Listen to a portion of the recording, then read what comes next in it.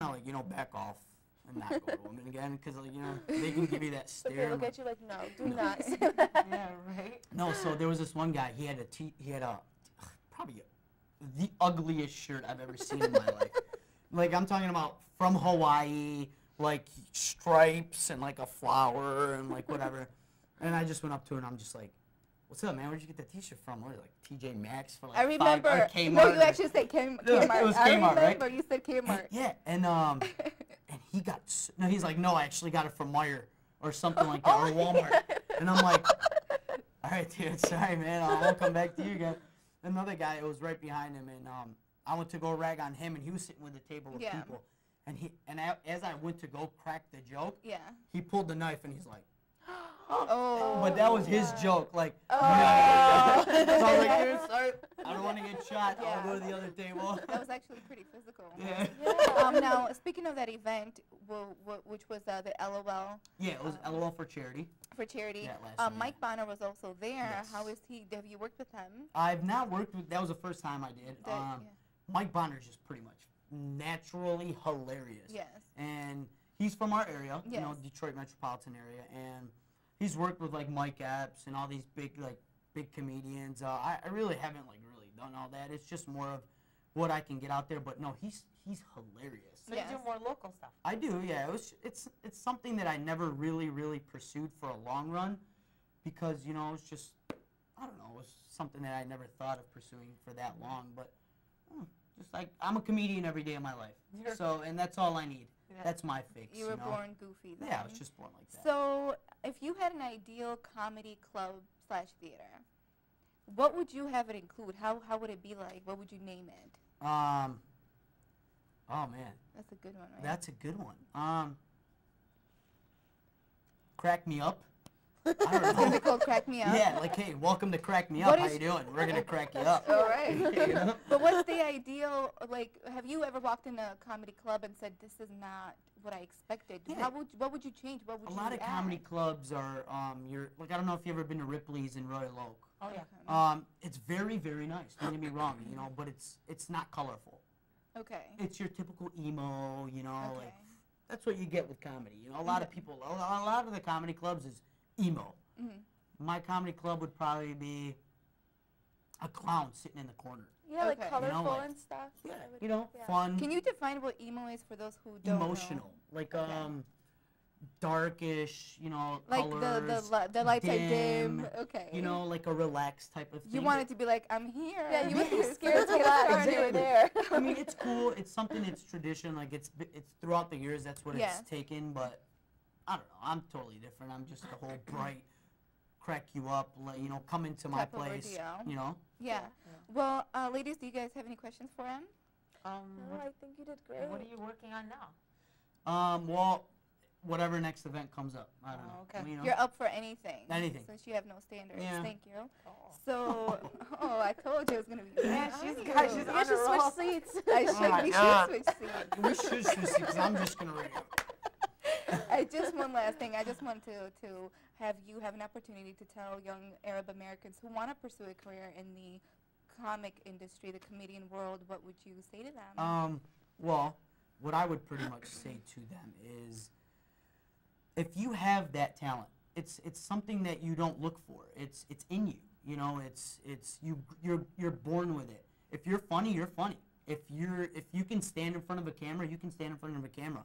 It's gonna take a little bit of some training or something, but if you guys are even contemplating about like, oh, dude, I can do this. I can stand on stage and I can make people laugh, or I can be that next Brad Pitt, or the Mike Epps of comedy or acting. If I were you guys, if you guys even think that, go ahead and try it out. If it doesn't work out, big deal. You didn't lose anything. You just made a couple more people laugh, or a couple of people just say, dude, this guy sucks. It's no big deal.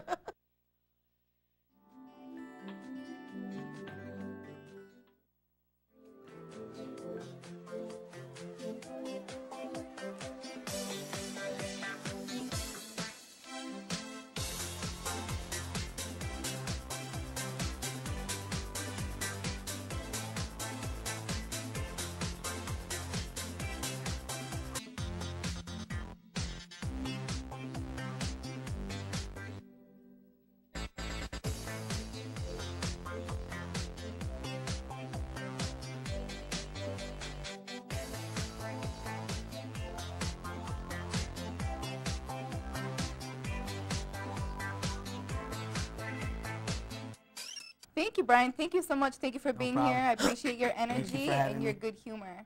Thank you. you. Thank you for ragging on me. Anytime. Anytime. I've had it plenty of times, don't worry. Thank you. Well, now we're going to take a look at a few clips, a few images from our next guest, who happens to be an arrhythmia gymnast, Miranda Cotty.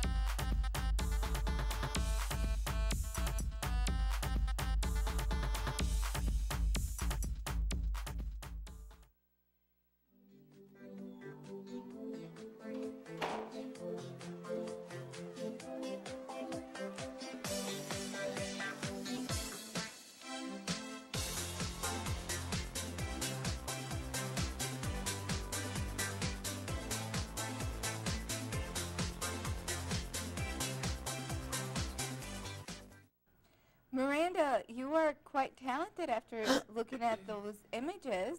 Thank you. Thank you for being here. Of course. I'm excited to be on the show. Awesome. Tell us a little bit about, obviously there's a lot of strength and agility with your body and your performance. Go ahead and talk to us a little bit about your training and when you started. I started when I was 7 years old, and I was just getting introduced to the sport and seeing if I enjoyed gymnastics and if it's something that I really wanted to do, because it's definitely something that you want to be committed long term. Mm-hmm. And I really enjoyed it, and I did it for maybe like 6 months, and then one of the coaches said, you're very advanced, you need to skip a level. Mm-hmm. So I started in level 5, and I worked my way up to level 10, which is the highest level in the sport. And each year I increased a day, and when I got to high school was definitely the most intense training. We worked out 4 or 5 days a week, 3 hours a day, and it included ballet training. And it was definitely one of the most, they were long practices. On the weekend it was 5 or 6 hour practice on Saturdays, and we usually had Sundays off. Obviously, with training like that, your eating habits have to be pretty strict, am I right? Yes. No And bread. how were you able to kind of balance everything out with school? It was kind of tough. I had to find time to do my schoolwork, on the way home from school in the car, or on the bus ride home, or, when my mom would pick me up, she would bring my homework with me, because the gym was a half an hour away. Yes. And I would just work on it during my other classes. So But you were pretty committed, no social life. You were yeah, my straightforward. social life was maybe very Cut minimum. short. Yeah, And but it was okay. it seems like your family was quite supportive, obviously, driving you supportive. back and forth, helping you out with your studies. And were they supporting you to be in the Olympics, the champion? What was your parents' goal? What was your parents'? My parents' goal really just wanted me to enjoy it and have Okay. something that I was passionate about. They wanted me to find something that I really enjoyed, and they wanted me to, if I didn't want to go to practice, or if I wanted to maybe change my mind throughout my gymnastics career. They were totally okay with it. It was kind of like my decision. And So you were actually going to have a career out of this? I was hoping to, train for the Olympics. It's very time-consuming, and a lot of rhythmic gymnasts are homeschooled. Now, explain a little bit about being a rhythmic gymnast and a competitive gymnast. The difference between rhythmic gymnastics and artistic, it's a lot more dancing, and there's no airborne tricks. So there's no flips or somersaults. There's not a horse. There's not a beam. There's not a spring floor. The floor is flat. It's more of a performance. Yes, it's definitely more performance, more dancing, and more flexibility. Okay. And that's why there's ballet technique involved, and a lot of rhythmic gymnasts are also dancers. It's definitely a lot more fun to perform, I think, than regular gymnastics. Really? I took a couple classes when I was younger, and I didn't enjoy it as much. Now, with the segments of your performance, how long is it? They're usually a minute and a half. Right. So the training is intense, long hours, to only put a 1-minute show. How do you think about that sometimes? Do you wish your kind of game on face would be longer? No. I think it's something that I really work towards. I enjoyed putting in the time, putting in the effort, and going to show my performance. And it wasn't just one minute and a half. We had 4 routines, so 4 different apparatuses, and each time, like throughout the season, each competition got better and better and better because I just practiced more and longer. And tell us a little bit about your success so far. I have competed all around the country, all around the United States, different regions. The United States, they split it up into regions, and I've qualified for maybe 3 or 4 or maybe even 5 Junior Olympic competitions, which is the whole United States. In level 9, I placed 8th in the United States. That's amazing. Wow, You're that's so young. You awesome. said you're 21, and you've accomplished so much.